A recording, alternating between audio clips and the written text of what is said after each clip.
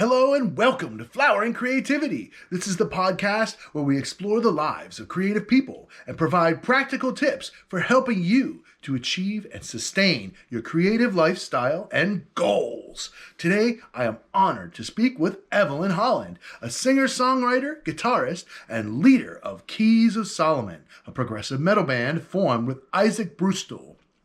She's been playing with various rock bands since 2010, has released 2 albums, and is working on her 3rd studio album. Check her out at keysofsolomon.bandcamp.com. Evelyn, I enjoy having you as a regular guest on The Sound, and I'm excited to have you on Flowering Creativity. Oh, yeah, it's good. It's good to be here, Matthew. We're going to check out a sample of Evelyn's work so that you have a little bit of an idea of who we're dealing with as we talk here.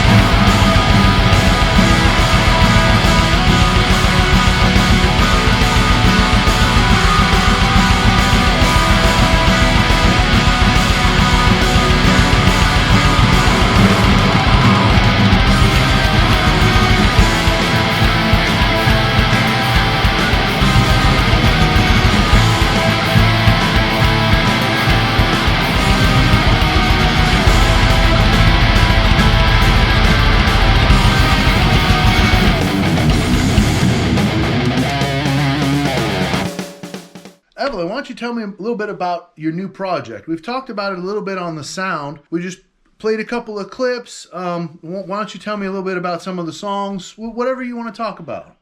The 3rd studio record for this project has been... I've been kind of doing it off and on since about January. I released the 2nd record in January, and that was the first time I did everything, with a couple exceptions. I had a few guests, but I programmed the drums, I played the bass, I played the guitar, I did vocals, keyboard, yeah, synths, yeah, all I understand. it's Yeah, I've done similar with Mellify. I understand.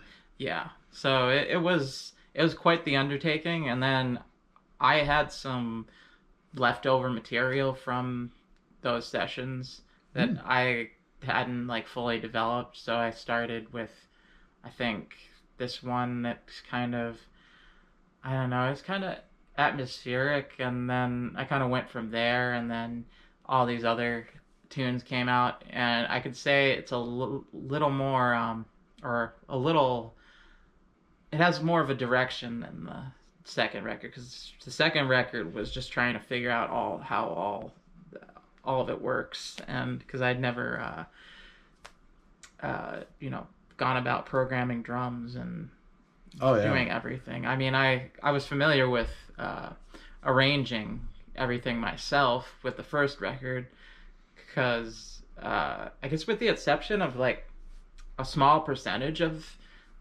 certain parts of the songs, I composed pretty much everything, including the lyrics, on the first record. I was definitely familiar with that. It's just like doing everything. And Oh yeah. at the beginning of the pandemic, when I moved here to the Portland metro area, yeah, I had a lot of time on my hands. Just kind of think about various things, and 20-minute song actually came out of those times. I think I started writing it in April of 2020, right at the height of the pandemic. I wrote something kind of like loopy and electronic-y, and in my own vein, in a more rock vein. But yeah, that ended up being the second part of Gray Area. And then I kind of went off in a completely different direction and turned it into this more orchestrated thing, and long. And yeah, I just kept Cool. adding to it, and it ended up being 20 minutes. I didn't even do that purposefully. Right on. And then I wrote a few other tunes. I wrote my first post-punk black metal influenced song. That was a little bit of an experiment. Yeah, that sounds like a neat combination of genres there. Yeah, it's called Psychic Vampires, and that was I mean, the title is pretty self-explanatory in terms of the subject matter. And then I think I had a synth track that I did a cover of my friend's band from Montana, who we reacted to. His song Morning. I had to like just figure out the chords on piano, and then did the piano part, did the vocal part, and then added layers. So I did that as well, just kind of like have something to end the record. And I think there was one more track that I wrote. Yeah, Sun in My Sails. And then I went back for sessions for the first record and discovered this a piano and guitar track that me and Alex had done, my roommate at the Whale Tail. And yeah, I kind of split it up with me just kind of soloing over this progression that he was doing on the piano. And yeah, kind of, it was the intro to the album. And that, it's always good to recycle, reuse, revamp. You know, when I made my rock opera, at least part one was mainly a mishmash of songs, riffs, ideas that I had had throughout my whole life, and then, you know, sort of organized them as best as I could into the story format, and then, you know, finished the lyrics and changed, revamped, reword, re-lyricized, all different kinds of stuff. So it's always good to reuse, recycle, you know, and it's one of the hardest things as an artist is self-censorship, you know. We develop a loathing of our previous work. Oh, I'm so much better than that now. Like, it's not, you know, I feel like that's destructive. So that's one of the things that I like to talk about. And a side note, it's really cool that we're actually filming in person. Thank you for coming in person here. This is the first time we've done Flowering Creativity in person, with the exception of the one time where my wife interviewed me. That was the only other time we filmed in person. So this is really cool. Thank you for being here. this is cool because it's going to give everybody that watches you on the sound a little bit more perspective about who you are and how where you come from, and a little bit more about your musical background. Different artists have different processes. How do you use creativity in your work? Just taking in the various influences I've had musically, and even in my personal life. And I played with so many amazing musicians over the years of various degrees, and I played in an alternative rock band, a psychedelic jam band, straight up black metal, a tech death band. I played That's bass. cool. I'm on a psychedelic rock record, so yeah, there's actually another record with me on there, Moving Waves, Table for One. So I did that with my friend Kyle Blenkush in Minnesota. He's a bass player, keyboardist, and he wanted me to play rhythm and lead guitar on that. One of the things that's really affected all of us, is the inability to go out and play, the ability to go out and see other artists, right? The big artists' inability to tour. I mean, you can touch on that, but in other ways too. I mean, how has this pandemic affected you and your life and creativity? Honestly, I feel like it has had a positive effect on a lot of my life in the way that, I did transition during the pandemics, and that was a little bit rough at first. Even though it was rough, long term, I was like, yeah, this is going to be good for me. I need something needs to change. And I did a lot of reflection at the beginning of the pandemic, along with writing music. That was beneficial, even though at the time I would say the way that I felt about it was, I was in a weird place mentally. So I mean, a lot of us were. And to give you all some history, I had already planned on moving here without knowing the pandemic was going to happen. Oh, me too. I had planned on leaving Minneapolis on April 1st, but I got let go from my job on March 21st. So I ended up leaving Minnesota March 24th. So that was following Monday, I think. And then getting here a couple days later with a U-Haul trailer and my cat, which, that was that was a hell of an adventure through all those states. But even that, I would say, looking at even the trip here was very transformative, because where I was at, even pre-move, and where I am now is so far removed. I'm a much more confident and fully realized version of myself, in terms of knowing how I want to go about things, and who I am, which I guess to some degree I'm still trying to figure out. I mean, that's kind of I feel like it's a lifetime thing. And I would also say, if you're not doing self-examination, then that might be an issue.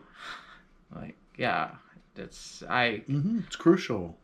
I guess in why I examine myself so thoroughly is because I guess I growing up and all that, I saw my parents not doing a lot of self-examination with themselves, and I would look at them and I'm like, they're kind of they're both on autopilot in a lot of ways, and I really think I could do this better. And it took me a while to figure that out.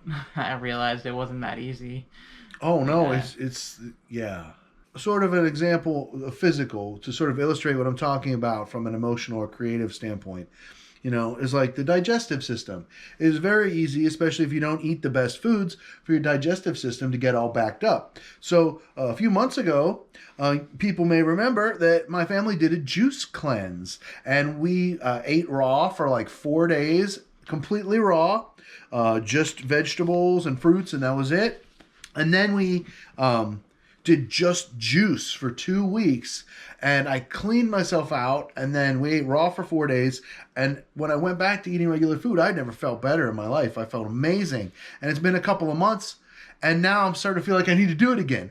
But like, I never knew what that feeling was before. Like, it's like the being, now I can feel that it's like kind of clogged up a little bit, if that makes sense. So when we take the time and we self introspect, and we don't just gloss over our day, like, we really go into the present moment. How do I feel right now? And if there's something that's bothering me, like, what is it? How do I identify it? How do I solve it? How do I, help myself? And it takes a lot of energy to want to help yourself, right? If you're downtrodden, depressed, if you're feeling like, hopeless, or you just lost your job, or, worried about getting sick in a freaking pandemic, or any of these things, it can be really hard. That must took a lot of courage.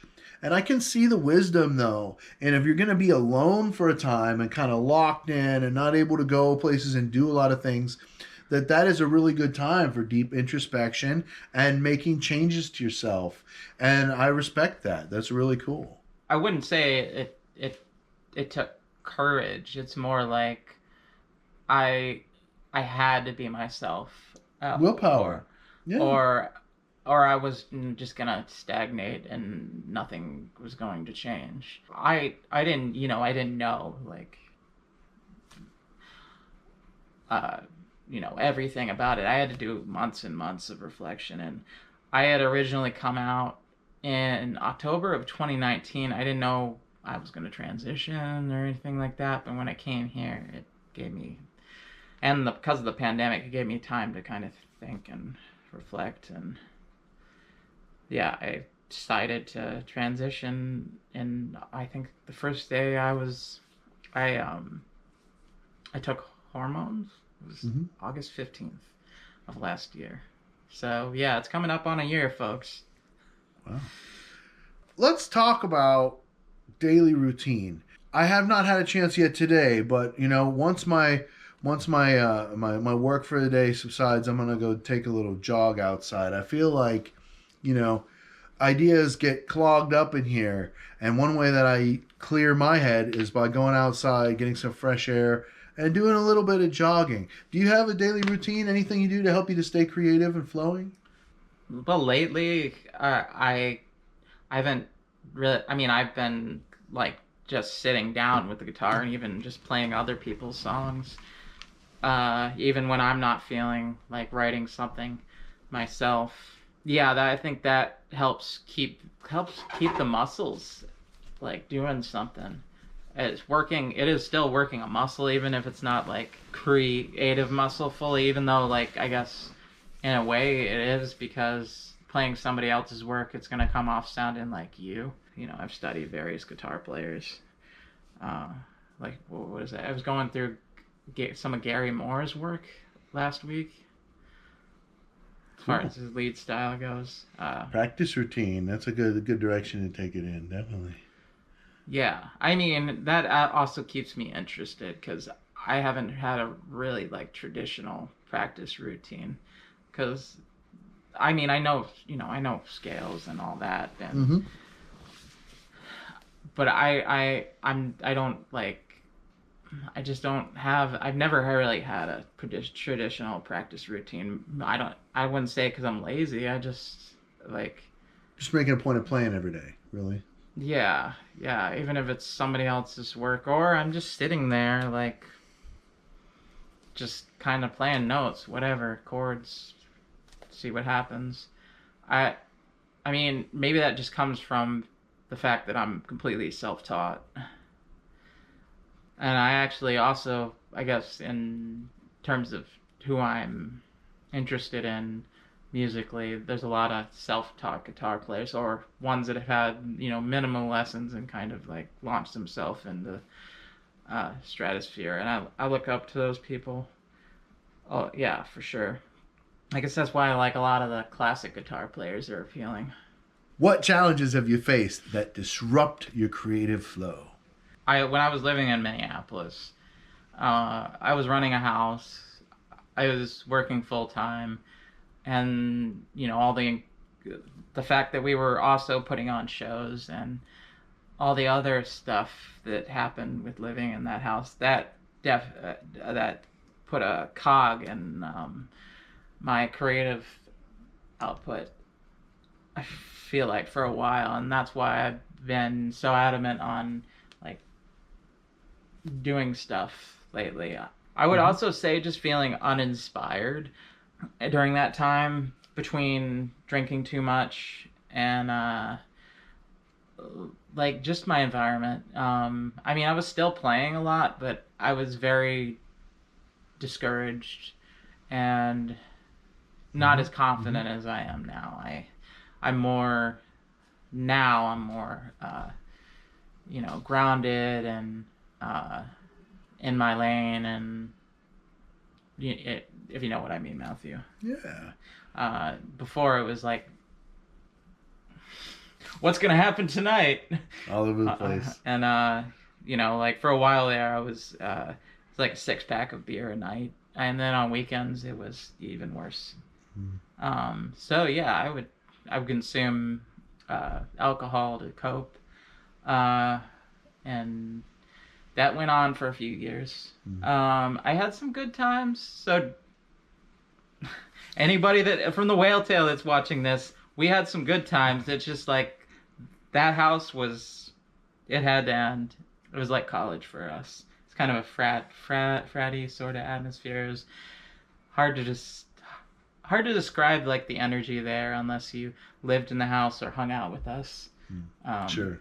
We definitely grew as people during that time, I would say, through the good and the bad. So yeah, it wasn't all bad. I mean, we had some great jams, or we'd throw a show some weekends, and I think we had like 250 people at one show, and between the backyard and the front yard and the inside the house. It was nuts. Yeah, that's a lot. Yeah, that's a lot. That's why I say like the frat house type of party house. I know what you're talking about. I've been a frequent visitor to different houses like that. I never lived in a house like that. And that's probably a good thing for me. But I was one of the people that would crash on the couch sometimes. Yeah, no, we're talking a long time ago, 20 years ago. we had those people too, and we were pretty open. And sometimes that you don't want somebody driving home drunk or something, That's like, not only is it illegal, it's sort of like morally wrong. You got to look out for your buddies, because dudes be like, I can drive. Oh, you know what I mean? Oh, we had our friend Taylor one time, actually more than a few times. He would show up with like a big bottle of New Amsterdam vodka.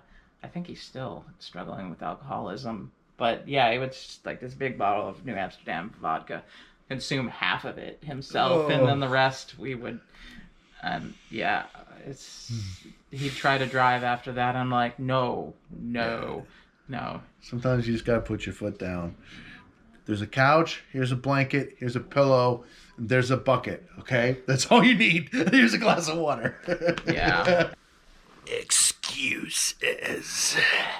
How do you deal with excuses on a daily basis?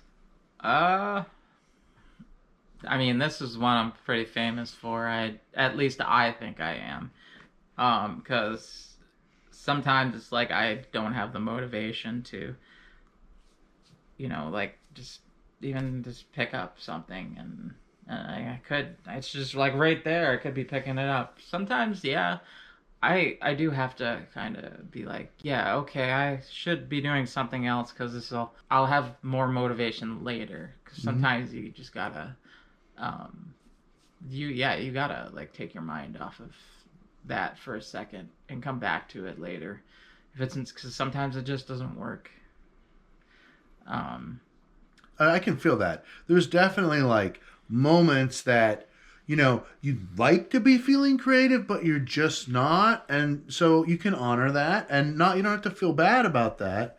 Um, that can happen legitimately, You don't want that to happen all the time. no, of course Yeah. not, and I guess that's where sometimes I start to feel artistic guilt. Oh, I haven't written anything this week.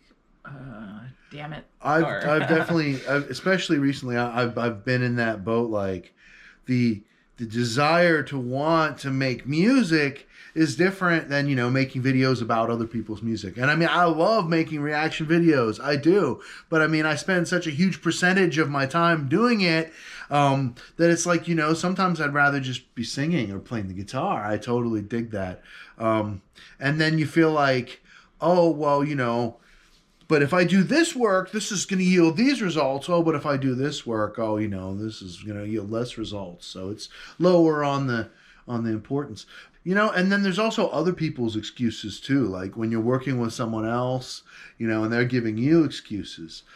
We can talk about that as well. I've had that various bands I've been in over the years, and I've always felt like I'm gonna sound maybe not arrogant, but I don't know. Like I worked a bit harder than everybody else, and then I would see people slacking off, and I would kind of give them shit about it. Like Yeah.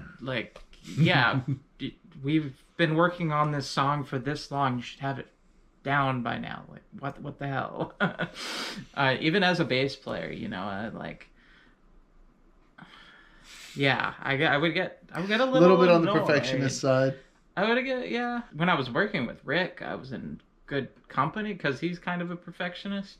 I enjoyed jamming with him because he wanted to get everything. You just take everything really, really seriously. Like, is that what you're trying to say? Sort of. It depends on the situation, but like it's like if we're just learning the song, then it's like our first few times playing it, and that's understand or like first few weeks, because songs take time to gel and work together. But if it's months down the line and you still haven't got it, I'm like, yeah, how can you be off? Like, are you taking this seriously? I'm like, it just like when you put that much energy into something and you see somebody that you're collaborating with not putting as much energy into it, it does get to you a little bit. At least it has to me over the years, which is, I guess, one of the reasons why I started doing things myself. Yeah, when I was doing my rock opera, part one had a lot more of my wife on it. And she wanted it to be a 50-50 collaboration. And I did too. But then I ended up doing 3/4 of the work. And I wanted her to contribute more. I wanted her to help more with the mixing, help more with picking out my vocals, help more in ways that she could help more so that it would balance out. And but she didn't want to, and it made it not fun for her, even though she wanted it to be 50-50. I guess in her defense, she didn't realize the immensity of the project. She didn't realize how many hundred, if not thousand hours I was going to be spending on this 2 hour rock opera. You know what I'm saying? And I didn't keep track of the number of hours I worked on it, obviously, but it's a lot. And so then the second part really ended up being almost just me, where my wife did a few vocals, my daughter did a few vocals, but pretty much it was what I told them to do. Like, they didn't really collaborate in the same way, like helping to write the songs. My wife didn't, I think she might have played one or two bass lines on the record instead of most of them. It just, so I know what you mean, because I was sort of in your shoes there, where I was like, well, look, you can help, you can do this and this and this. She's like, I don't want to. I guess maybe it comes from a place of like, well, like like I'm passionate about music, Mm-hmm. and I try to find similar people. When some people are just, there's been few people I've been in bands with, they're passive, or even on the other end of things, you got, just complete divas. Yeah. Yeah, and There's a lot of people that are set in their ways, like I've played with musically, and they're good, but they do what they do, and they, no offense, are not necessarily like about growth. Yeah. Right? They'll do the same stuff that they do, and maybe they're pretty good at it. Maybe they're really good at it. But, 10 years later, it's the same show. You know what I mean? And that's not me. I was never like that.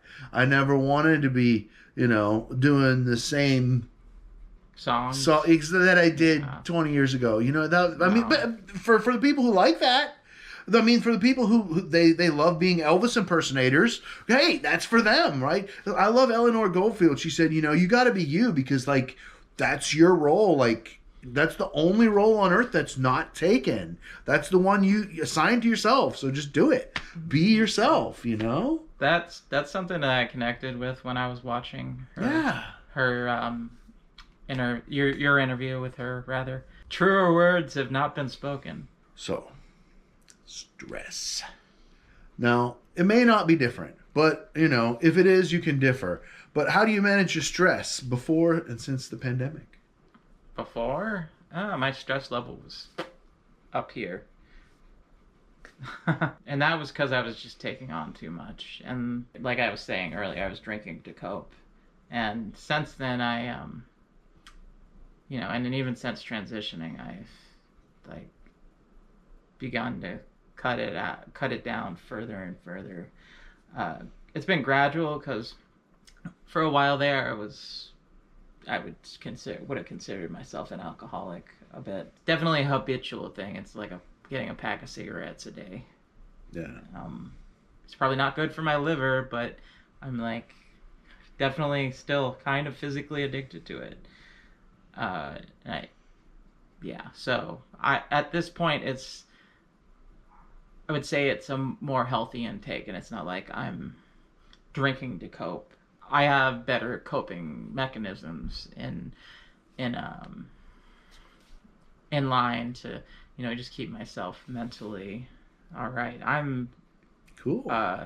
HRT and transitioning has kind of leveled out my emotions a lot, and I've come back into a sense of balance that I haven't felt in years. Good. That's great.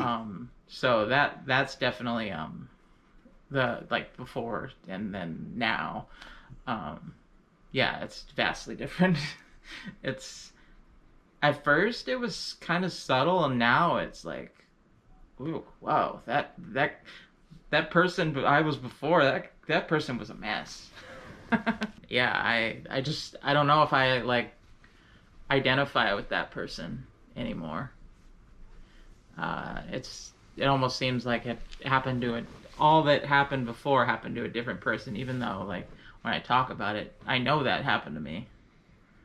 Yeah, it's interesting. Very interesting. Yeah, it's weird sort of like past life sort of thing. Like, yeah.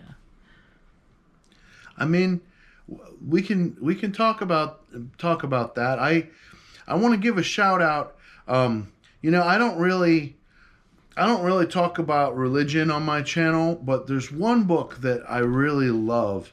It's a scientific book. It's called Journey of Souls. And in this book, this guy does hypnotic regression on people to what was called life between lives, where he like finds out, like goes to their past life and then like has them die and then like finds out what happens. It's really interesting. What advice would you offer to someone who's struggling creatively to regain their flow? I mean, we've all been around block people, block friends, block roommates, block loved ones. Yeah. What would you say to help them? Be fearful of stagnancy, and don't let yourself stagnate, because I went through that numerous times over the years as a I guess musician, and I mean, like, I was homeless for a time, and I mean, you know, I was couch surfing, I guess, homeless, kind of borderline, pretty much homeless by choice, just because of not having a residence. I mean, that's, you know, yeah, just because of situational things that were that I didn't want to be around my family at the time. And my dad, or excuse me, not my dad, my mom had passed away in 2009, and that was, it was kind of a dark time. But yeah, I would say, you know, try to create like inspiration out of those dark times. I definitely after going through things for a few years, I definitely found inspiration, and having gone through that and a few abusive relationships afterwards, and, you know, out of misery comes inspiration. It's weird how that works. Help to process, you know, like, all of us have feelings, all of us have hurt feelings at times, all of us probably hurt feelings at times, and, you know, to process all that, you know, it really requires us to go inside ourselves. And creativity is a beautiful way that you can process those feelings. And, you know, when life gives you hops, make some beer. Like, I was talking about this giant fight that I had with my wife earlier in the podcast. Well, the end result of that fight is probably her favorite of the songs that I've written. It's called My Worst Nightmare. I wrote a song about what it would be like to lose her, and you know, just imagining it, and wrote the song about it. And, you know, it helped to realize just how deeply I cared for her, you know. So it's important that we process these feelings and we don't just leave them bottled up inside ourselves. Another thing, like when my guitar was broken, my guitar neck, you know, my wife stood behind me and she said, well, if we need to, we'll buy you another guitar. And I was like, well, how about we try to fix it? You know, I think that'd be a lot cheaper. Right now, I'm not making a ton of money on YouTube. You know, there's ways you can donate to help, but I'm just saying that they're not paying me very good, so I didn't want to buy another guitar. So we spent $25 and we fixed it. We made it into a Nashville 6, and it works. It's cool. See, there's actually a video about that. You can check that out and see how we fixed it. DIY. Yeah, that's out right now. And so I got one more question here for you before we move over to bonus content. Everybody, make sure that you like this video. Make sure you subscribe to both of our channels. And check me out on Bandcamp. Definitely. keysofsolomon.bandcamp.com. Again, keysofsolomon.bandcamp.com. Yes, it will be on the screen. Okay, so do you feel you choose your passion, or does your passion choose you? I would say it's kind of a mixture of both. Mm-hmm. Let's see. As far as like feeling passionate about something, it's almost like it feels innate, I guess. Like when you're passionate about something, it feels like it, or you're enthused about something, it feels like it comes from some other place. Mm-hmm. I guess, you know, it depends really, like who you are, like what, like even it's a tough question to unwrap. Yeah, I mean, I've felt as far as like passion and inspiration from even just my surroundings, like being out in nature, and that I find that inspiring, and it's one reason why I got so hugely into black metal is the natural aspect of uh, that particular genre. People struggling to like regain their flow. Yeah, passion is important, like feeling it and feeling inspired, and you got to figure out what that is. Yeah. And yeah, no, like if the passion's not there, then it's kind of hard to just do it. Very true. Very true. It's good. Like a lot of get up and go. Okay, Eve. So why don't you let everybody know, how can they find you and your related projects on the web? keysofsolomon.bandcamp.com has all my Keys of Solomon stuff. I have a separate one for jams I threw up during the Whale Tail years. So that's like, I think it's under whaletailjams.bandcamp.com. So cool. That's just like random jams we had that I recorded. I just threw up there. I don't even know if anybody's gonna listen to it, but and then anywhere else people can find you? Yeah, there's that. It'd be under my dead name on movingwaves.bandcamp.com. Like I mentioned that project earlier. Thank you, everyone, for being here with us. We're getting ready to head over to patreon.com/Matthew's Music Lesson Studio, and also over to Evelyn's Patreon for some bonus questions and content. Make sure you subscribe to Evelyn Holland. Thank you for mashing the subscribe button at Matthew's Music Lesson Studio, hitting that like button on this video, and sharing out Flowering Creativity so everybody can see it. And remember, you can support me not only at Patreon, but you can buy me a coffee /Matthews Music. You can Venmo at Matthews Music, and the non-profit best way to support the channel is at LiberaPay /Matthews Music. LiberaPay.com /Matthews Music. Also, you can get music lessons from me. I teach on the web worldwide. You get to record the lessons at MatthewsMusicLessonStudio.com. And we'll see you guys all next time on Flowering Creativity.